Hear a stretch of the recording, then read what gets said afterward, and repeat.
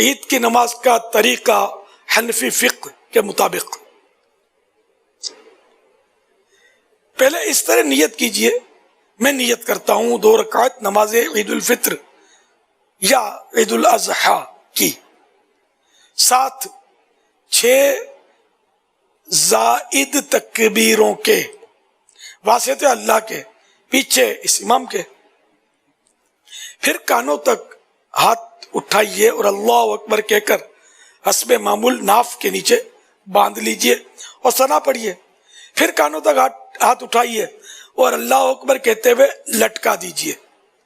پھر ہاتھ کانوں تک اٹھائیے اور اللہ اکبر کہہ کر لٹکا دیجئے،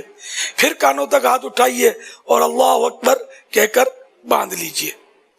یعنی پہلی تکبیر کے بعد ہاتھ باندھیے، اس کے بعد دوسری اور تیسری تکبیر میں لٹکائیے اور چوتھی میں ہاتھ باندھ لیجئے۔ اس کو یوں یاد رکھیے کہ جہاں قیام میں یعنی کھڑے کھڑے تکبیر کے بعد کچھ پڑھنا ہے وہاں ہاتھ باندھنے ہیں، اور جہاں نہیں پڑھنا وہاں ہاتھ لٹکانے ہیں۔ پھر امام تعوذ اور تسمیہ یعنی اعوذ اور بسم اللہ آہستہ پڑھ کر الحمد شریف اور سورہ جہر یعنی بلند آواز کے ساتھ پڑھے، پھر رکوع کرے، پھر دوسری رکعت میں پہلے الحمد شریف اور سورہ جہر کے ساتھ یعنی بلند آواز کے ساتھ پڑھے، پھر 3 بار کان تک ہاتھ اٹھا کر اللہ اکبر کہے۔ امام اللہ اکبر کہے گا تو سب مقتدی بھی کانوں یہ 3 بار کان تک ہاتھ اٹھائیں اور اللہ اکبر کہیں اور ہاتھ نہ باندھیں، اور چوتھی بار بغیر ہاتھ اٹھائے اللہ اکبر کہتے ہوئے رکوع میں جائیں اور قاعدے کے مطابق نماز مکمل کر لیں۔ ہر 2 تکبیروں کے درمیان 3 بار سبحان اللہ کہنے کی مقدار چپ کھڑا رہنا ہے۔ حضرت سیدنا برائدہ رضی اللہ عنہ سے مروی ہے، حضور انور صلی اللہ علیہ وآلہ وسلم نے ارشاد فرمایا، اے حضور صلی اللہ تعالی علیہ وآلہ وسلم عید الفطر کے دن، جو رمضان شریف کے بعد آتی عید وہ عید الفطر کہلاتی ہے، عید الفطر کے دن کچھ کھا کر نماز کے لیے تشریف لے جاتے تھے، اور عید اضحیٰ یعنی بقرعید کے روز نہیں کھاتے تھے جب تک نماز سے فارغ نہ ہو جاتے۔ اور بخاری کی روایت حضرت سیدنا انس رضی اللہ عنہ سے ہے کہ عید الفطر کے دن تشریف نہ لے جاتے جب تک چند کھجوریں نہ کھا لیتے، اور وہ طاق ہوتی یعنی 1 3 5 7 اس طرح طاق، شاید اوڈ، ہاں یعنی اوڈ ہوتی۔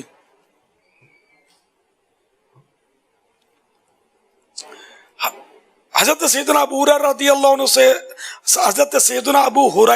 رضی اللہ عنہ سے روایت ہے، اللہ کے پیارے نبی صلی اللہ علیہ وآلہ وسلم عید کو یعنی نماز عید کے لیے ایک راستے سے تشریف لے جاتے اور دوسرے راستے سے واپس تشریف لاتے، راستہ بدل کر۔ پہلی رکعت میں امام کے تکبیریں کہنے کے بعد مقتدی شامل ہوا تو اسی وقت تکبیر تحریمہ کے علاوہ مزید 3 تکبیریں کہہ لے، اگرچہ امام نے قراءت شروع کر دی ہو، اور 3 ہی کہے اگرچہ امام نے 3 سے زیادہ کہی ہوں، اور اگر اس نے تکبیریں نہ کہیں کہ امام رکوع میں چلا گیا تو کھڑے کھڑے نہ کہے بلکہ ہم امام کے ساتھ رکوع میں جائے اور رکوع میں تکبیریں کہہ لے، اور اگر امام کو رکوع میں پایا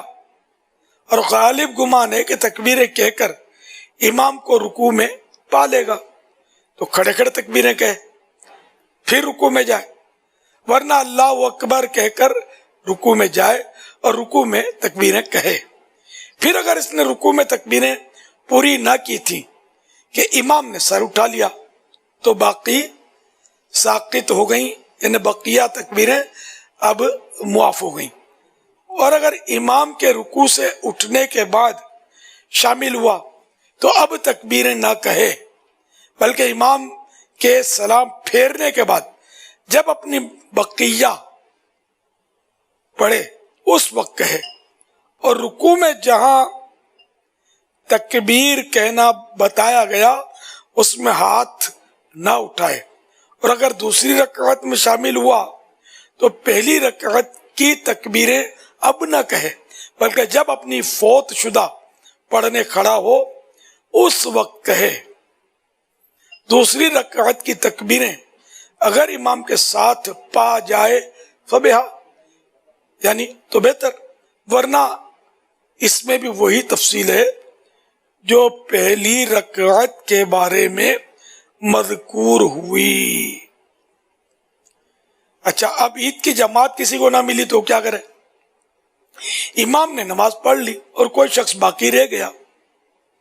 خواہ وہ شامل ہی نہ ہوا تھا یا شامل تو ہوا مگر اس کی نماز ٹوٹ گئی،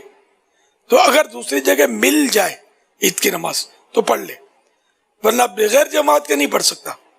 ہاں، بہتر یہ کہ یہ شخص 4 رکعت چاشت کی نماز پڑھے۔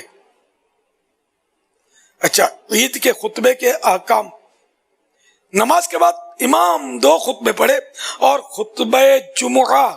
میں جو چیزیں سنت ہیں اس میں بھی سنت ہیں، اور جو وہاں مکروہ یہاں بھی مکروہ۔ صرف 2 باتوں میں فرق ہے، ایک یہ کہ جمعہ کے پہلے خطبے سے پیشتر، یعنی پہلے خطبے سے پہلے خطیب کا بیٹھنا سنت تھا، اور اس میں یعنی عید کے خطبے میں نہ بیٹھنا سنت ہے۔ دوسرے یہ کہ اس میں پہلے خطبے سے قبل 9 بار اور دوسرے کے پہلے 7 بار اور ممبر سے اترنے کے پہلے 14 بار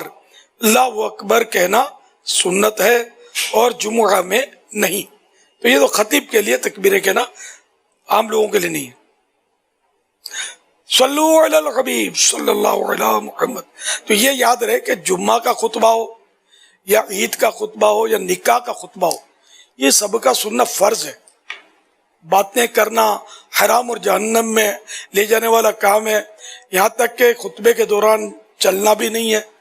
ادھر ادھر منہ پھرا کے دیکھنا بھی گناہ ہے، چاہے عید کا خطبہ ہو، چاہے نکاح کا خطبہ ہو،